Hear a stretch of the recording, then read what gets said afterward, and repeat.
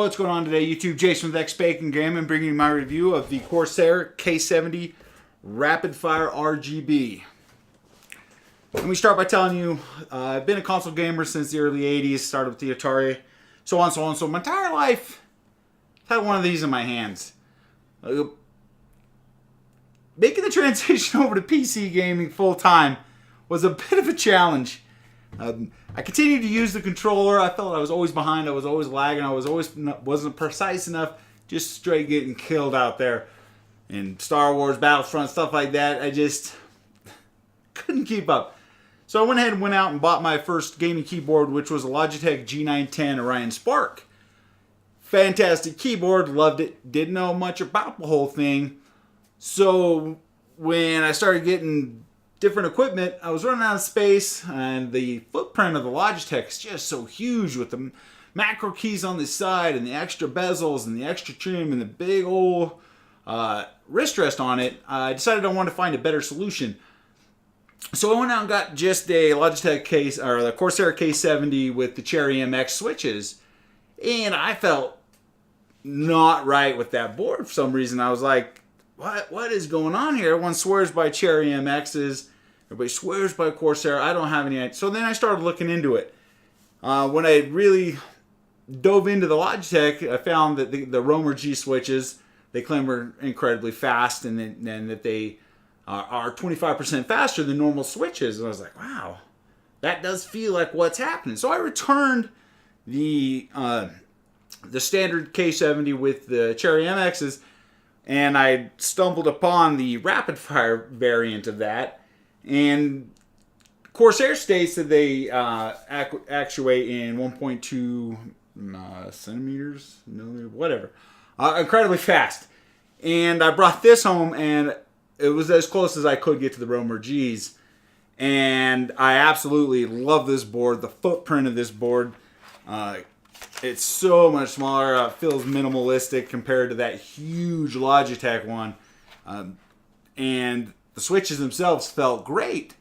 So I went ahead and sold my buddy the Logitech. And I've been on this for about three and a half months in that time frame. And I absolutely love this keyboard. No macro keys, nothing like that. It does offer USB pass-through, which the Logitech did not right there. It's also got a polling switch, so you can never really mess with that. Everyone says just leave it at 1. I did. The construction of this, of course, is aluminum. Very sturdy keyboard. Fantastic quality. Comes with the steel braided cable with 2 USB ports. One is used for the pass-through. If you want to use the pass-through, you do not have to plug it in and take up an extra spot on the back of your case. The wrist rest is removable, soft to the touch, and one thing else I like is it's one even size, where the Logitech had a big perforation out here for your wrist, and then it got real small over here. Was not ideal for typing. Ugh.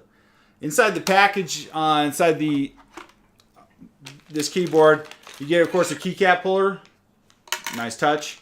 And it comes with some different keys. Like the WASD buttons, they're textured and they're raised, so you can kind of find your hands back there. That was something I was having a problem with the Logitech. The spacebar is also textured. I don't know who has a problem finding the spacebar, but it is textured. That is nice. It does come with dedicated media controls. Easy to find, well lit, Windows lock key, and also the key to turn off the lighting on the board itself. This is a phenomenal product. For a price tag of $170, it better be. Right now, the Logitech and this are about the same price, so if you're a fan of Cherry MXs or the Rapfires, go with this. If you got experience with the Logitechs, of course you get that. It's an incredibly expensive product, but of course the Elite controller I use is also $150, so they're right there. I will say that typing on this keyboard is little. It's not. If you're here trying to write graphic novels on this, you're probably not going to enjoy this keyboard. The actuation, I found myself hitting the wrong key sometimes when typing. Not when gaming, but when typing. I can type with it now, but when I first started, it was a little iffy. So here's a look at the software in the what you do your macros, change your lighting controls. Very easy software, very simple to use. Anyone who's used it before probably can attest to it. Very simple. So I want to take time to run over a few of the tech specs. Corsair gives you a 2-year warranty with this. That polling switch has to do with 8, 4, 2, and 1 millisecond response times. The board does come with 100% anti-ghosting with full key rollover. Of course, the wrist rest is detachable, and I know I said steel fiber cable earlier. It's actually a braided fiber cable. I knew that. If you wanted to get a little cheaper, they offer the non-RGB version for about $50 less. So that about wraps this thing up. I thank you guys for taking the time to watch. If you like the video, please give it a like. If you'd like to subscribe for more content, please do.